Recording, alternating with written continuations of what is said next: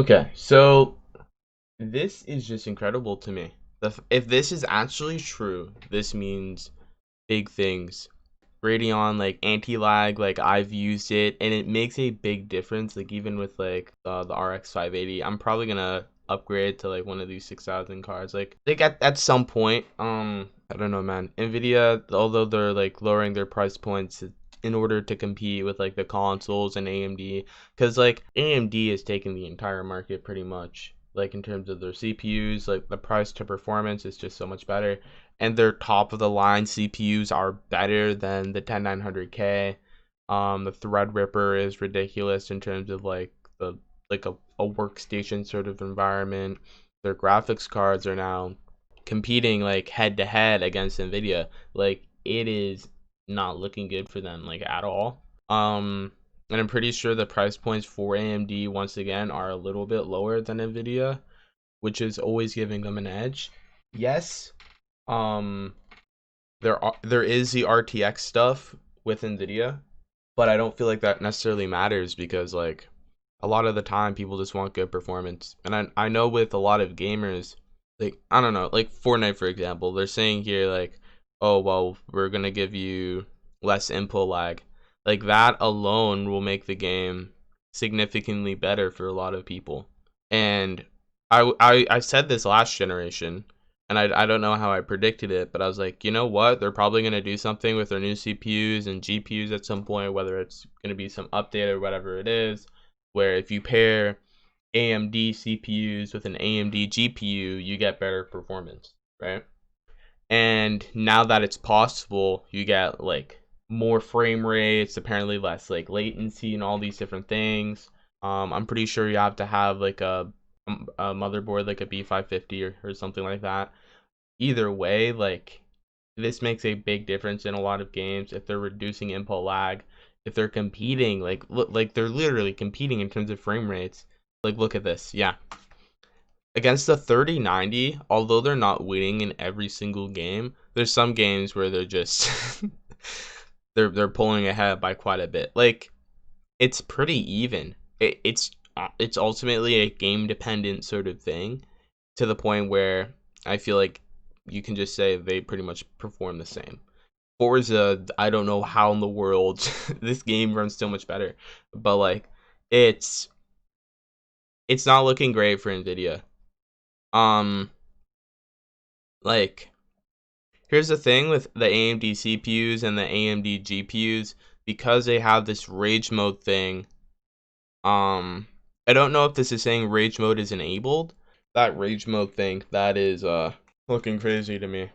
Um, and then the smart access memory stuff, like all that stuff enabled, optimize your card, and you are gonna be, I don't know, man. And plus, it's like AMD is using less wattage. On top of that, their cards are smaller. I don't know how cooling is gonna look. That's something that in reviews we're gonna see, but that yeah, I don't know, man. It's incredible to me to see what AMD is doing, because I play Fortnite. I just I'm gonna wait until I can save up, and well, I'm probably gonna look at reviews first. Obviously, I'm not gonna be buying them like, the day they come out and be like, oh, new CPU, new GPU. I don't really need to upgrade right now, but whenever I get to it, if I'm still playing Fortnite at the time, like competitively, I may as well pick up one of these things, or like the CPU and GPU combo, if it gives me less latency, which is a big problem with Fortnite. Um, and if it also gives me consistent frame rates, which Fortnite also struggles with, and if they have that the rage mode, and then on top of that the whatever feature, it could be called smart access memory, where like you get that extra performance if because of the CPU and GPU better being like synchronized better by enabling that in the BIOS. Um, and that gives me more consistent frame rates, just not even in Fortnite, but in other games, then I'll be happy. So AMD has done a really good job. Like I just, like let's hope these numbers are true. That's all I'm saying. I don't know if like I don't know. A lot of the time when AMD says these are our results, those are the results, and I don't know, man. The fact that like AMD is really competing with yeah, I don't know, man. AMD is making a big step, and I'm pretty sure their prices are lower, which is, especially with their 6900 XT, I think it's actually a lower price than the 3090. I think the 3090 is $1,200. I'm gonna look this up really quickly. Yeah, $1,500, right? So I just looked it up. $1,500, right? So you're getting practically the same performance, in some cases better, than Nvidia's top card, um, for $500 less. So, um, I don't know what Nvidia can even do. I really don't know. It's yeah, they got to figure something out.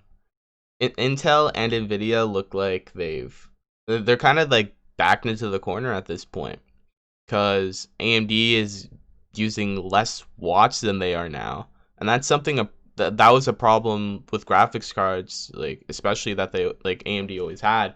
They'd be using so much power in order to get like similar performance to Nvidia, but now with their new technology, they're using a lot less power, so it's enabled them to have that additional power efficiency even at like their flagship like tier. Like it, I don't know, man.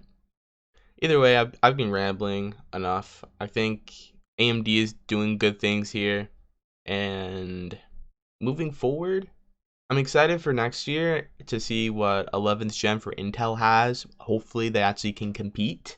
And then I'm also excited to see what Nvidia will do, because right now they're not in a good spot. Thing is, their 3090 Ti or their 3080 Ti, it could be around the same price point as like the 3090 or whatever it is, but I just don't know. I legitimately feel like Nvidia has to just drop their prices or something like that. Like they can't continue on with this, oh, we're Nvidia so we get better performance, because no longer, like that's just no longer true. Like they're just not. Like I personally thought that they wouldn't compete with a 3090 and they would just compete with a 3080, and maybe get a little bit more performance or the same performance, but yeah, I don't know. It's a battle and a half. I've been talking enough. Like, oh man, I wish I was a tech channel, like Linus or something, so I could like, um, actually like, not play with the cards, but just go play on them. I guess I don't know. I don't know. This stuff is really interesting to me. Eventually in the future, I'll build a super amazing computer, but right now still vibing with the AMD mid-tier builds, because that's what they're best at giving out. Actually, they're just good at everything at this point. Yeah. um yeah, thank you guys for watching. I'll see you guys on Friday, I guess, and yeah, peace.